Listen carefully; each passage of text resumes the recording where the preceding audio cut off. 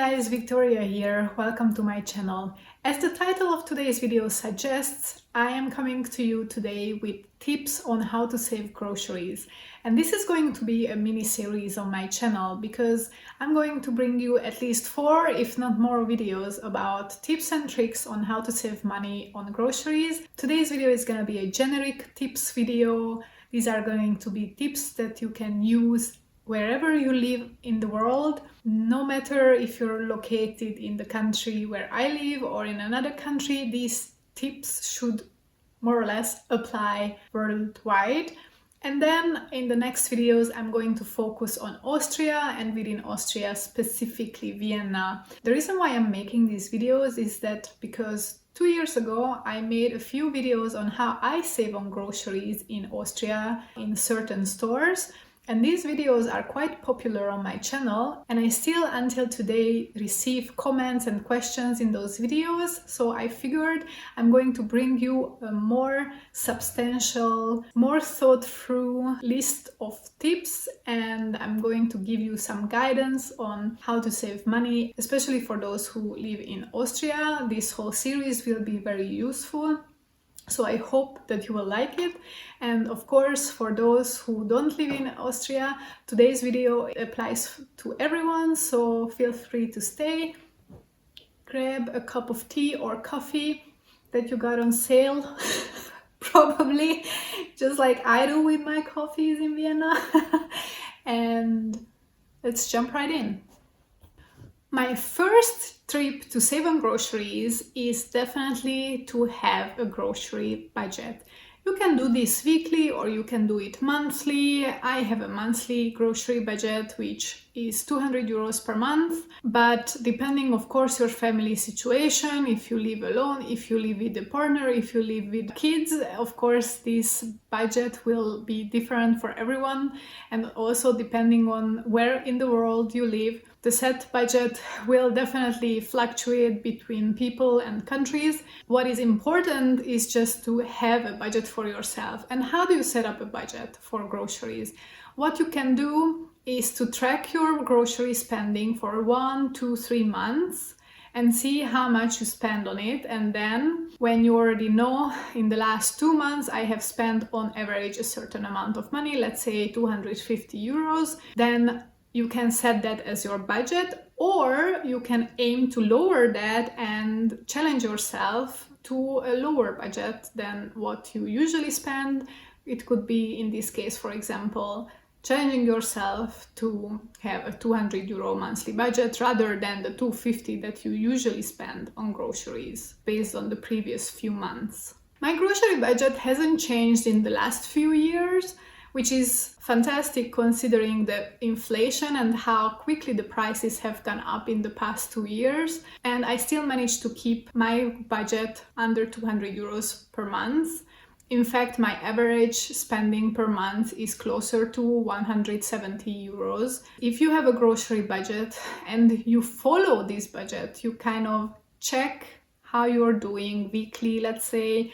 You check your expense list, you check where you are standing. If you see in the middle of the month that you already spent 150 euros and your budget is 200, then you have to be more careful in the last 2 weeks of the month, obviously, because you only have 50 euros to spare. But I'm sure you have groceries at home at this point that you can use and focus on those.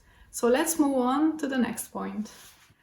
The next few tips are very closely connected to each other. First of all, don't just go to the grocery store without any plan. Plan your meals, let's say, for the next 1 week, just to not make it too difficult for yourself. You don't have to plan exactly every breakfast, lunch and dinner what you are going to eat in the next week in advance, but you can definitely write down some recipe ideas of what you would like to make in the next few days and then decide on the go whenever it is time to cook something. Then you can decide which of those meals that you wrote down and you have the ingredients for, because you had a list with which you went shopping, which comes in the next point. Then you can decide freely what you want to eat, kind of, because maybe you don't feel like making what you originally planned. If you already set up a meal plan for Monday dinner and then you don't feel like eating that on Monday evening. So this gives you also a bit of flexibility, but it gives you also the meal plan with which you will then define your grocery list. And this is our next point, to always shop with a list. Never go to the grocery store hungry. This is an extra tip actually. Never go to the grocery store hungry, but also never go to the grocery store without a list.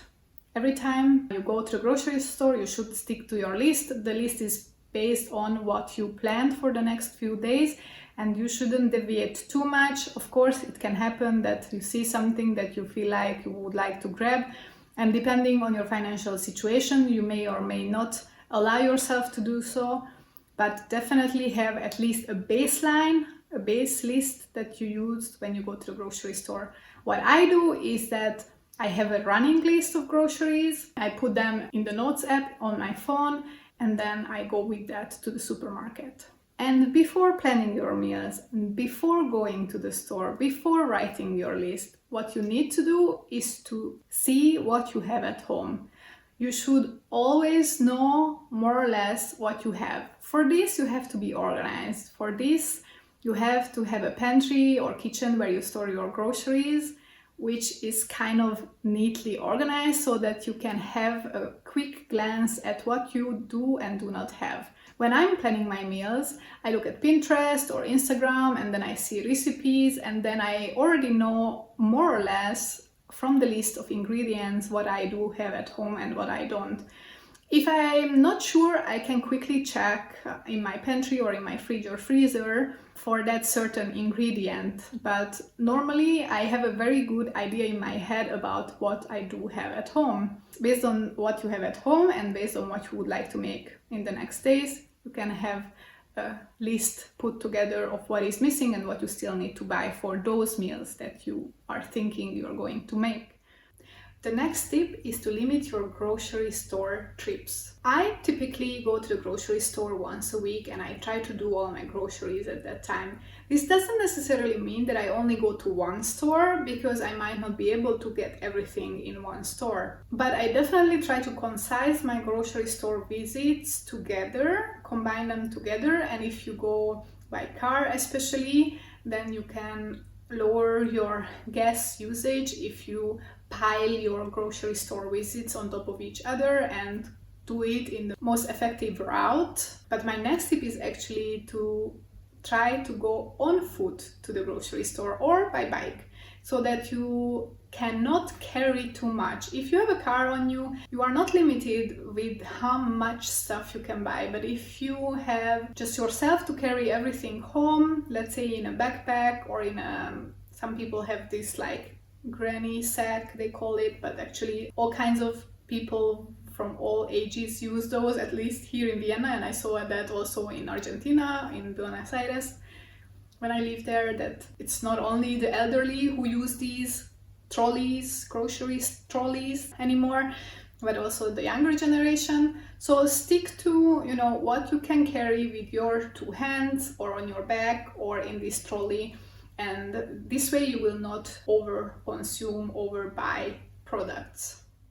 When you are in the store, shop the perimeter of the store. Usually grocery stores are always set up very similarly to each other. I mean, there is definitely a variation between store and especially between franchise and franchise, but usually what happens is that the bakery products, the fresh produce, the dairy products, the meat and fish products, and the frozen aisle, they are on the edge of the store, and you can just walk around these areas, do your majority of the shopping there, and not go into the middle aisles, which have the chocolate, the processed food, the sweet snacks, the unhealthy food, the ready meals, the unnecessary extra snacks that you may put in your cart. What happens if you have a cart? It's easy to just walk by something that catches your eye and put it in your cart. So try to avoid even going into these aisles, which can be tempting, and shop the perimeter most of the time. The next tip is to buy ingredients and not ready meals or highly processed food. Of course, this is not for everyone, this tip, because not everyone can afford for themselves to prepare all their meals at home from scratch, from ingredients, and depending on your lifestyle, you rely more on convenience food and ready meals in certain situations. But if you can afford and you have the time, then try to buy ingredients, so fresh produce, fruits and vegetables, meats if you are a meat eater, or fish, frozen items instead of ready meals. Or my favorite or my least favorite thing is pre-cut fruits. They are marked up so badly, and the amount of fruit you get in a pre-cut plastic box of, let's say, pineapples or a fruit salad, it can never compare to the fresh produce, the fresh fruits that you can buy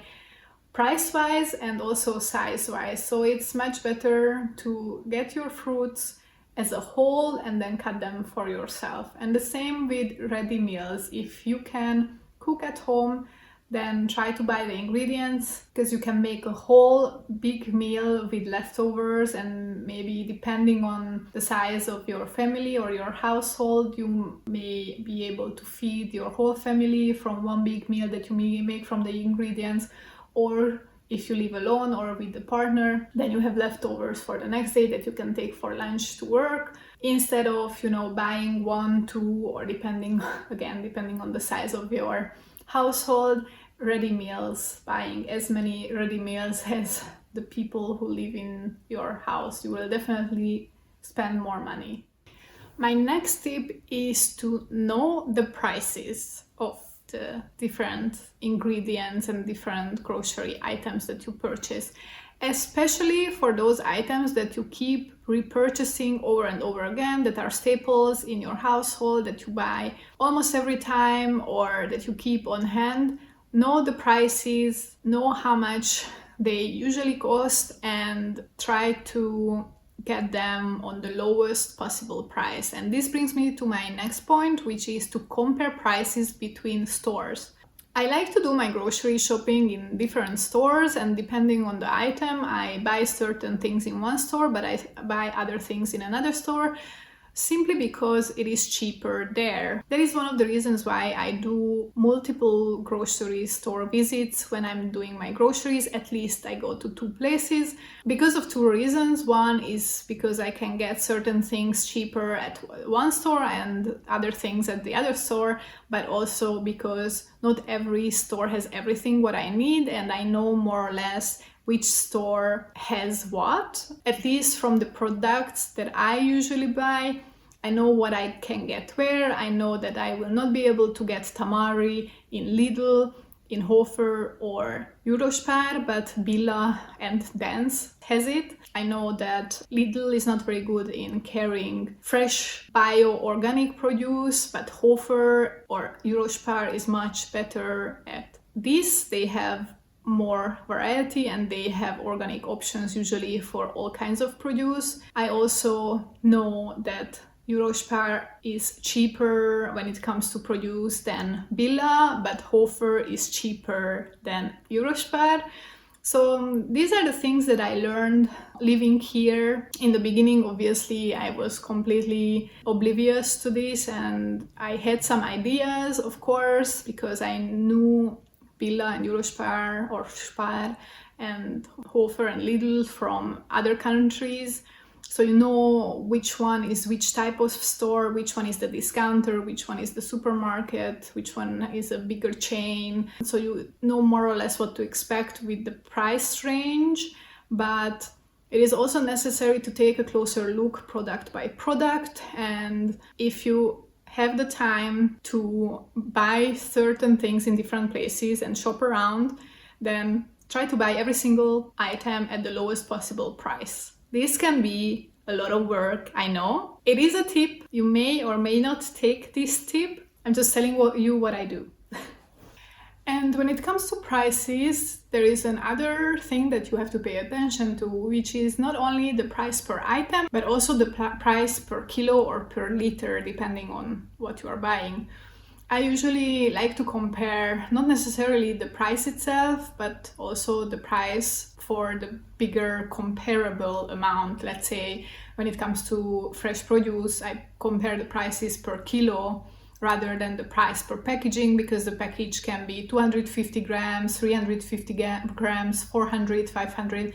Especially with tomatoes, this happens a lot because there are so many different types of tomatoes, so many different sizes and types of packaging. In order for you to get the best value for your euros, you need to look at the price per kilo for each packaging and decide which one is the best deal among all. What I find also very interesting is that what you would assume is that something with a bigger packaging will have a better price per kilo, but it's not necessarily the case always. So that's why I do check it. And also sometimes, one of the two packages, so let's say there are two different varieties, one is bigger, one is smaller, one of the two might be on sale, and then this will of course change the price per kilo as well. So it is always important to check the price per kilo or the price per liter, and not only the price of the package itself.